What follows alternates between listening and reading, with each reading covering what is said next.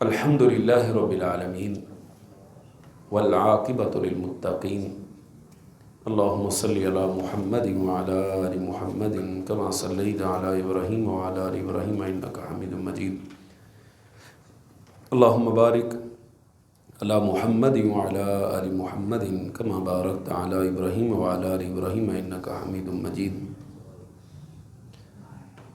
رب اشرح لی صدری ویسر لی امری واحلل عقدۃ من لسانی یفقہوا قولی سبحانک لا علم لنا الا ما علمتنا انک انت العلیم الحکیم اللہم انفعنا بما علمتنا وعلمنا ما ينفعنا وزدنا علما۔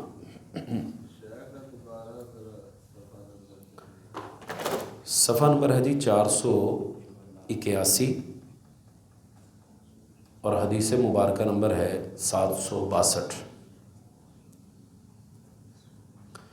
باب ہے کہ اگر سمندر سے کوئی مال نکالا جائے تو اس میں زکوٰۃ ہے یا نہیں ہے۔ حدیث انہوں نے اختصار کے ساتھ ذکر کی ہے، میں مکمل واقعہ آپ کے سامنے ذکر کرنا مناسب سمجھوں گا۔ واقعہ بڑا دلچسپ ہے۔ راوی حدیث ہیں سیدنا ابو ہریرہ رضی اللہ تعالیٰ عنہ۔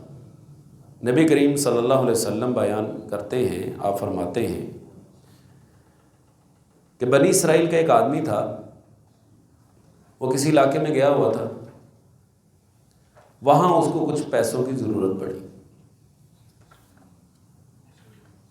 اس نے ایک صاحب مال سے کہا کہ وہ مجھے 1000 دینار بطور قرض دے دے۔ وہ کہنے لگا کہ تمہاری کوئی گارنٹی؟ کہتا گارنٹی اللہ کی ذات کے علاوہ کوئی نہیں۔ تمہارا کوئی ضامن جو ضمانت دے دے، کوئی گواہ؟ کہنے لگا اللہ کے علاوہ کوئی نہیں۔ اس نے اسے اللہ کے نام پر 1000 دینار دے دیا اور اس نے کہا کہ فلاں دن کو وہ تمہیں واپس کر دے گا۔ اس نے 1000 دینار سے اپنی ضرورت پوری کی، واپس اپنے علاقے میں چلا گیا۔ جب واپس گیا نا تو جس دن پیسوں کی واپسی تھی وہ دریا کے کنارے یا سمندر کے کنارے آیا، لیکن اتفاق ایسا کہ اس دن کوئی کشتی اویلیبل نہیں تھی۔ وہ بڑا پریشان، ادھر سے وہ بندہ بھی انتظار کرنے میں بیٹھا ہوا ہے کہ اللہ کے نام پر 1000 دینار دیا ہے، آج واپسی۔ ادھر یہ انتظار کر رہا ہے کہ کوئی سواری مل جائے اور میں اس کے پیسے اس کو پہنچاؤں، اور ادھر وہ انتظار کر رہا ہے کہ آج مجھے میرے پیسے واپس مل لیں۔ کافی وقت گزر گیا، اسے کوئی کشتی نہیں ملی، اور ادھر وہ بھی پریشان ہے کہ آج واپسی تھی، ابھی تک بندہ نہیں پہنچا۔ اس نے کیا کیا، ایک لکڑی کی لاٹھ لی، بڑی لکڑی، اس میں سوراخ کیا اور 1000 دینار اس کے اندر ڈال کے اس کو پیچھے سے بند کر کے کہنے لگا یا اللہ، تجھے گواہ بنایا تھا، تجھے ضامن بنایا تھا، تیرے نام کی گارنٹی دی تھی، اب اس کو پہنچانا بھی تیرا ہی کام ہے۔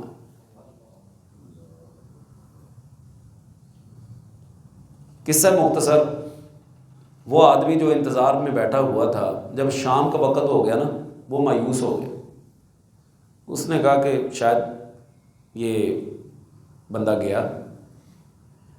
اچھا، اس نے جب 1000 دینار ڈالے نا تو ساتھ میں پرچی بھی لکھ کے ڈالی کہ میں آ نہیں سکا اور میں نے اس طرح بھیج دی۔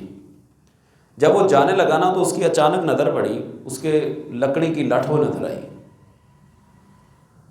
اس نے کہا چلو نہیں کچھ ملا تو یہی لے جاتے ہیں، گھر میں جا کے لکڑی جلا کے ہنڈیا تو پکائے نا۔ اس نے گھر جا کے جب لکڑی کو پھاڑا تو اس میں سے وہ 1000 دینار نکلا اور وہ پرچی بھی اس نے پڑھ لی۔ اگلے دن وہ بندہ پھر آیا سمندر کے کنارے کہ پتہ نہیں 1000 دینار اسے ملا ہوگا یا نہیں ملا ہوگا۔ اب اس کی بعد کشتی مل گئی اسے، وہ کشتی پر سوار ہو کر اس کے گھر پہنچا اور اس نے دروازے پہ دستک دی۔ کہنے لگا میں وہی ہوں جس نے تم سے 1000 دینار لیا تھا، کل کسی مجبوری کی بنا پر سواری نہیں مل سکی تو وہ میں آپ کو آپ کی امانت لوٹانے آیا ہوں، تو آپ لے لیجیے، میں نے اس طرح بھیجے تھے، پتہ نہیں آپ کو ملے کہ نہیں ملے۔ اس نے نہیں کہا کہ نالے چوپڑیاں تھے نالے دو چلو اون دو، یہ نہیں کہا اس نے کہا جس ذات کو تم نے ضامن بنایا تھا نا، اس ذات نے وہ تمہارے پیسے مجھ تک پہنچا دیے ہیں، یہ تم لے جاؤ۔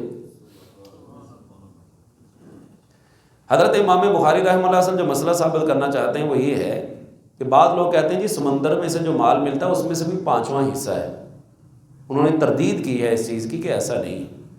بہرحال یہ مسئلہ تو اپنی جگہ پہ ہو گیا، لیکن اس واقعے میں ہمارے لیے بڑے دروس ہیں، میں 2-4 ذکر کروں گا، زیادہ لمبی چوڑی بات نہیں کرنی۔ نمبر 1، کیا میرا اتنا لیول ہے آج کے دور میں جس میں ہم جا رہے ہیں، ہم نے اپنا سٹینڈرڈ اتنا گرا لیا ہے، اتنا معیار گرا لیا ہے کہ آپ لوگ تو مجھے جانتے ہیں، آپ لوگ مجھے جانتے ہیں، میں اگر ایسے علاقے میں جاؤں جہاں مجھے کوئی جانتا نہ ہو، میرا اتنا لیول ہے، اتنا معیار ہے کہ میں اللہ کا واسطہ دوں اور مجھے پیسے ادھار مل جائیں۔ بازار میں جائیں گے نا، کوئی نہیں دے گا۔ یہ تو وہ لوگ ہیں نا جو نہیں جانتے، ممکن ہے کہ جو مجھے جانتے وہ بھی نہ دیں، وہ بھی نہ دیں۔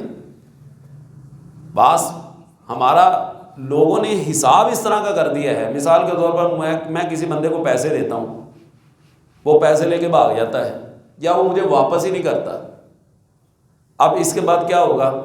میرے سامنے کوئی ایڑیاں رگڑ رگڑ کے میں مر جائے، میں تو نہیں دینے۔ میں نے کہا مجھے تو ڈنگ لگ چکا ہے پہلے، میں تو پہلے ایک بار کاٹا جا چکا ہوں، میں تو نہیں دوں گا۔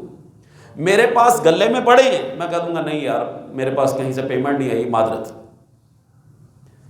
بازار میں آپ جاتے ہیں، آپ کو وہ 2 چیزیں دکھاتا ہے کہ جی made in Japan, made in Pakistan. یہ جو پاکستان کی پروڈکٹ ہے اس کو بنانے والا 5 وقت کا نمازی ہے، بلکہ تہجد اشراق بھی پڑھتا ہے، قرآن پاک کی تلاوت بھی کثرت کے ساتھ کرتا ہے، یہ پاکستان کی بنی ہوئی آئٹم۔ ہم کس کو ترجیح دیتے ہیں؟ یار وہ جاپانی چیز دکھاؤ۔ جاپان کے لوگ بدھ مت کے ماننے والے، وہ مسلمان نہیں، آٹومیٹکلی ہمارے ذہن میں یار وہ جاپانی چیز دکھاؤ، کوئی جاپانی جو ہے نا وہ پارٹس دکھاؤ تاکہ ہماری تسلی ہو سکے۔ ہمارے سامنے پاکستان کی وہ چیز پڑی ہے جس کو بنانے والا حاجی ہے، لیکن ہمیں اس پہ اعتبار نہیں ہے۔ کیوں؟ اس جاپانی نے اپنا ایک معیار بنا لیا ہے، ہم نے اپنا معیار گنوا لیا ہے۔ ہمارا بھی معیار تھا 1450 سال پہلے جب نبی کریم صلی اللہ علیہ وسلم نے یہ اعلان کیا کہ میں نے 40 سال کا عرصہ تم میں گزارا ہے، میرا معیار بتاؤ کیا ہے؟ کیا تم نے مجھے جھوٹ بولتے دیکھا؟ انہوں نے کہا کہ بولتے دیکھنا تو بہت دور کی بات ہے، ہم نے تو تجربے کر کر کے دیکھے ہیں، جھوٹ تو آپ کے قریب سے بھی نہیں گزرا۔ یہ تھا ہمارا معیار، لیکن آج ہمارا معیار گر چکا ہے۔ الغرض اپنے موضوع کی طرف واپس آتے ہیں، 2-4 چیزوں کا ذکر کر کے۔ اب اس بندے نے اللہ کو ضامن بنایا، اس کے بعد اس نے اس کو پیسے واپس بھیجنے تھے، نیت تھی۔ ہمارے پاس ہوتے بھی ہیں پھر بھی حوصلہ نہیں بڑھتا، کوئی نہیں 8 دن ٹپاؤ، 2 دن کٹو، 3 دن کٹو، ویکھی جاؤ گی۔ ان کہہ دیں گے ہیں نہیں، پاس پڑے ہیں، وہ بیچارہ لینے کے لیے آیا ہے، نہیں ہے بھائی اس کو دیں گے، آپ نے اس کے ساتھ بیپار کیا ہے، آپ نے اسے کہا ہے کہ فلاں دن آ کے اپنی پیمنٹ لے جانا، دے دیں گے۔ بھاگنے لگے ہیں، چور ہیں، ڈاکو ہیں، یہی رہتے، دے دیں گے، کیا ہو گیا؟ اعتبار نہیں بھائی، آپ نے پیر کے دن کا وعدہ کیا تو وہ ہم نے کم سب کوئی حدیث کہہ دی، ٹھیک ہے دے دیں گے۔ مالی معاملات اتنے خطرناک ہیں، ابھی پچھلے دنوں ساتھی بتا رہے تھے کہ ہم نے کسی آدمی سے پیسے لینے تھے، ہم نے اسے مطالبہ کیا، اس نے الٹا ہمارے خلاف پرچہ کروا دیا، اس نے ہمارے خلاف پرچہ کروا دیا کہ میں مجھ سے پیسے کیوں مانگ رہے ہیں، انا للہ و انا الیہ راجعون۔ الغرض پھر آپ یہ دیکھیے کہ جب انسان کی نیت صاف ہو نا، نیت صاف ہو، اللہ تعالیٰ سمندروں کے رخ بھی موڑ دیتا ہے۔ یار آپ گمان کر سکتے ہیں ایک بندہ لکڑی کی لٹھ کے اندر لاکھوں روپے ڈال رہا ہے، دینار ہے اس کے اندر، قیمت اس کی کہاں تک پہنچتی؟ وہ لکڑی کی لٹھ میں ڈال رہا ہے اور اللہ تعالیٰ سمندر کے راس سے موڑ کر اس لکڑی کو ڈاکیے کی شکل بنا دیتے ہیں اور وہ تک پہنچ جاتی. اور اس بندے کے ایمان کے اندر مزید اضافہ کہ جس نے اللہ کی گواہی پر دی تھی، اللہ تعالیٰ نے اس کی بھی عزت رکھ لی. اس سے پتہ چلتا ہے، کہتے ہیں کہ خیر کا دروازہ بند کرنے کا ذریعہ نہیں بننا چاہیے. میں مثال کسی کے پیسے ادھار لیتا ہوں، اس کو واپس ہی نہیں کرتا. اب میری وجہ سے جتنے حقدار لوگ ہیں وہ مارے جائیں گے. آپ وہ بیچارہ روتا رہے، آپ کو اپنی مجبوریاں سناتا رہے، آپ کہیں کہ بھائی نا، مجھے تو پہلے یہ ڈنگ لگ چکا ہے، میرے پہلے بھی پیسے ڈوب گئے، اب بھی ڈوب جانے، لہذا میں نے خیر کا وہ دروازہ بند کر دیا. میں لے کے واپس دے دیتا، اس آدمی کا اعتماد بحال رہنا تھا. جتنے لوگ آنے تھے وہ ان کے ساتھ معاملے اچھے کرتے رہتا، ان کو مالی معاونت دیتا رہتا، واپس ملتے رہتے، ایک سرکل چلتا رہتا. اب ہوں گے بھی تو نہیں دے گا. پھر اس کے ساتھ ساتھ ایک اور بات بڑی اہم ہے، اس بندے کو یہ بھی فکر ہے کہ میرے پیسے پتہ نہیں پہنچے کہ نہیں. ہم جیسا ہو بھائی سیدھے کال دیتے سے ساڑھا ذمہ اس کو ایسی کری، پہنچے نہیں پہنچے ہماری ذمہ داری، تو میں نے تو بھیج دیے تھے، میں نے تو لگوا دی تھے تمہارے اکاؤنٹ کے اندر. وہ کہتا نہیں مجھے پہنچے نہیں. اب یہ بینک والوں سے پوچھو، مجھے کیا پتا. وہ اگلے دن وہ پہنچا ہے اس کو پیسے دینے کے لیے، اس کا ضمیر مطمئن نہیں ہے، اس کو یہ ڈر ہے کہ پیسے پتہ نہیں اس کو پہنچے کہ نہیں پہنچے. چلو کوئی نہیں، 1000 دینار کی کسر ہی نہ مجھے لگ جائے، میں نے تو اللہ کا نام دیا ہے. اللہ کے نام کی لاج رکھیے کہ میں نے اللہ کا نام دیا ہے، میں نے اللہ کو ضامن بنایا ہے، اللہ کو گواہ بنایا ہے. یہ کوئی معمولی سی بات ہے. آپ جب کسی چیز کی کوئی قسم اٹھاتے ہیں تو آپ اللہ کو گواہ بنا رہے. اس لیے تو اللہ تعالیٰ فرماتے ہیں وَلَا تَشْتَرُوا بِآيَاتِي ثَمَنًا قَلِيلًا، دنیا کے بدلے میں میری آیات کو بیچو نہ، کہ میرا نام لے لے کے اللہ کی قسم، اللہ کے نام کی تم نے توہین کر رہے، اس کے نام کی لاج رکھنی. پھر جیسا میں نے آغاز میں عرض کیا، اس آدمی نے بھی یہ نہیں کیا کہ چلو ہوں جڑے ہوندے آپ پہ ہی ہون دے. وہ ایک ہے تو لطیفہ ویسے، کہتے ہیں کہ ایک آدمی کی نا عورت نے نا مرغی چوری کر لی، وہ چوری کر کے اس نے بنا لی. اس نے اپنے خاوند کو بتایا کہ آج میں نے چوری کی مرغی بنائی ہے. تو وہ کہنے لگا خبردار مجھے اگر وہ بوٹی ڈال کے دی تو. مجھے نہیں بوٹی ڈال کے دے لی چوری کی مرغی.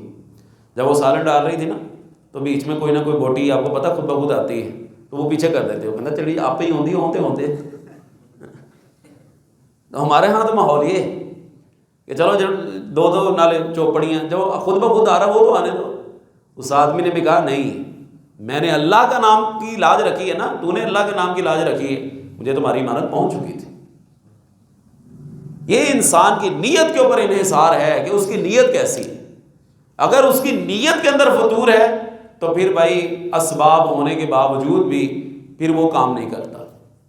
پھر وہ یہ کہتا ہے کہ جی میں نے تو کر دیا تھا، جی یہ ہے، جی وہ بہانے ادھر ادھر کے. تو سب سے چیز بنیادی کیا ہے؟ نیت انسان کی صاف ہونی چاہیے.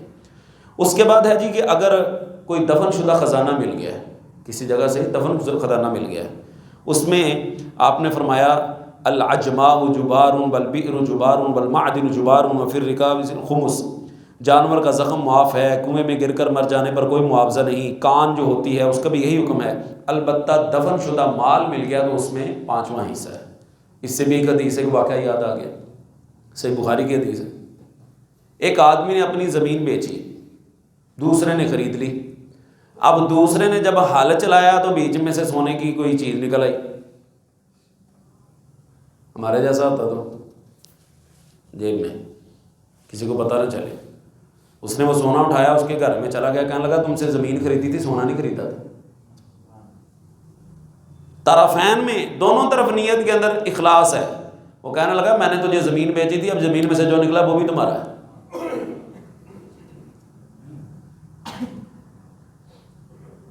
اور ہمارے ہاں آپ کے پیسے اپنے اکاؤنٹ میں پڑے ہوتے ہیں، رونگ نمبر سے کال آتی تھی، غلطی سے آپ کے نمبر پہ پیسے آگے مجھے سینڈ کر دیں. وہ آپ کے پیسے بھی ہتھیا لیتا ہے آپ سے.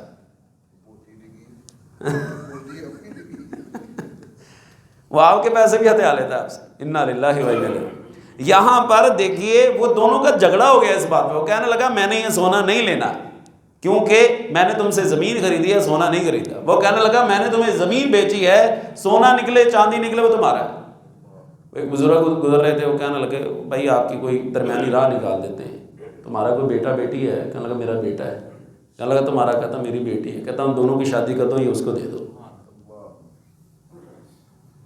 جب دل کے اندر لالچ ہو نا پھر اس کا کوئی راہ نہیں ہے، اور جب اخلاص ہو اللہ تعالیٰ کئی راہیں نکال دیتا ہے۔ بہرکیف دفن شدہ خزانہ مل جائے تو اس میں 5واں حصہ ہے۔ اگلا مسئلہ ہے قول اللہ تعالی والعاملین علیہا، زکوٰۃ کے جو 8 مصارف ہیں جن کو زکوٰۃ دی جا سکتی ہے، ان میں سے ایک زکوٰۃ وصول کرنے والا جو عامل بن کے جاتا ہے اس کو بھی دی جا سکتی ہے۔ اس کا محاسبہ کرنا کیسا ہے جی؟ حضرت ابو حمید الساعدی رضی اللہ تعالیٰ عنہ بیان کرتے ہیں، استعمل رسول اللہ صلی اللہ علیہ وسلم رجلا من الاسد علی صدقات بنی سلیم، آپ نے قبیلہ سلیم کی زکوٰۃ وصول کرنے کے لیے قبیلہ اسد کے ایک شخص کو مقرر فرمایا، یدعا ابن اللتبہ، اس کا نام تھا ابن لتبہ۔ فلما جاء حاسبہ، جب وہ آئے تو آپ نے ان سے حساب لیا، بھائی حساب دیں۔ یعنی یہ انسان کی شایان شان کے منافی نہیں ہے۔ اگر کوئی بندہ مجھے پیسے دیتا ہے، مجھے کہتا ہے کہ جی یہ غریبوں کی آپ مدد کر دیں، یا اگر آپ سے کسی بندے نے کوئی ڈیمانڈ کی ہے کہ یہ معاملہ میرے ساتھ حل کر دیں، یہ لیجئے قاری صاحب، یا کسی اور کی ذمہ داری لگاتا ہے، یہ آپ اس کی ضرورت پوری کر دیں۔ اگلے دن وہ بندہ کہتا جی قاری صاحب وہ ضرورت پوری کر دی تھی، میں کہتا جی ہاں کر دی، اس کا ذرا حساب دے دیں۔ اب میں غصہ کر کے بیٹھ جاؤں، آپ مجھ سے حساب مانگتے ہیں، میں چور ہوں، میں بھاگ جاؤں گا، میں نے کوئی 2 نمبری کی ہوگی؟ میرا یہ کہنا ہی 2 نمبری کی نشانی ہے کہ میں حساب دینے سے بھاگ رہا ہوں۔ چور نہیں، چور دے بھائی وال نہیں تو ڈر کے سیدھا۔ اس نے حساب مانگا، اسے کہ بھائی یہ لے حساب، جو آپ نے رقم دی تھی اس کا یہ آیا، اس کی میں نے یہ کسی کی ہیلپ کر دی۔ یہ انسان کی ذات کے منافی نہیں ہے، اس کو حساب دینا چاہیے، بلکہ اپنا پلہ کلیئر کرنا چاہیے۔ لوگ کہیں کہ ہمیں آپ پہ اعتبار ہے، یہ بھائی آپ کا اعتبار اپنی جگہ، میں اپنی ضمیر کو مطمئن کرنا چاہتا ہوں، آپ یہ کر لیں، آپ یہ رسید لیں، اور یہ آپ اپنا معاملہ دیکھ لیں کہ میں نے اس تک یہ پیسے پہنچا دیے ہیں، امانت پہنچا دی۔ آخری حدیث ہے اس سلسلے میں کہ وسم الامام ابل الصدقۃ بیدہ، حاکم وقت کا زکوٰۃ کے اونٹوں کو خود اپنے ہاتھ سے داغنا۔ یہ داغنا یہ ہوتا تھا کہ کوئی چیز گرم کر کے نا اس پر نشان لگا دیا جاتا تھا۔ عن انس رضی اللہ عنہ قال غدوت الی رسول اللہ صلی اللہ علیہ وسلم بعبد اللہ بن ابی طلحہ لیحنکہ، میں ایک صبح ابو طلحہ رضی اللہ عنہ کے بیٹے عبداللہ کو لے کر رسول اللہ صلی اللہ علیہ وسلم کے پاس گیا تاکہ آپ اس کو گٹی دے دیں۔ گٹی جسے ہم اپنی زبان میں گڑتی کہتے ہیں۔ گٹی کیا ہوتی ہے کہ کھجور کا کچھ حصہ چبا کر بچے کے تالو کے ساتھ لگا دینا۔ ہمارے ہاں کس چیز سے گٹی دیتے ہیں جی؟ شہد۔ ڈاکٹر رضوان اسد صاحب ہیں لاہور کے، وہ کہتے ہیں کہ 1 سال تک کے بچے کو شہد دینا ہی نہیں چاہیے۔ باعث شفا ہے شہد، اس میں کوئی شک نہیں، لیکن بچے کے لیے نہیں ہے، اس لیے کہ بچے کو رسول اللہ صلی اللہ علیہ وسلم نے جو گٹی دی وہ کھجور کی دی ہے۔ آپ کی زندگی میں بھی تو شہد موجود تھا نا، کھجور کے مقابلے میں شہد وہ جلدی حلق میں اترنے والا ہے، آپ اس کا 1 قطرہ یا 1 حصہ کو لگا دیں گے وہ حلق میں اتر جائے گا، گٹی دے دی گئی۔ لیکن آپ صلی اللہ علیہ وسلم یہ دیکھیں، تاکہ آپ کچھ چبا کر اس کے منہ میں ڈال دیں تو شہد چبایا جا سکتا ہے، کھجور ہی چبائی جا سکتی نا، کھجور چبا کر اس کا تھوڑا سا حصہ تالو کو لگا دیجیے، یہ گٹی کہلاتی۔ ہمارے ہاں وہ ٹوب سے لے جاتے ہیں شاید کہ وہی گڑتی میں دے دیتے ہیں۔ اور یہ بھی ہمیں پتہ چلتا ہے کہ گٹی کا دینے والے کی انسان کی شخصیت کا اس کے بچے کے اوپر اثر ہوتا ہے، یہ حقیقت ہے۔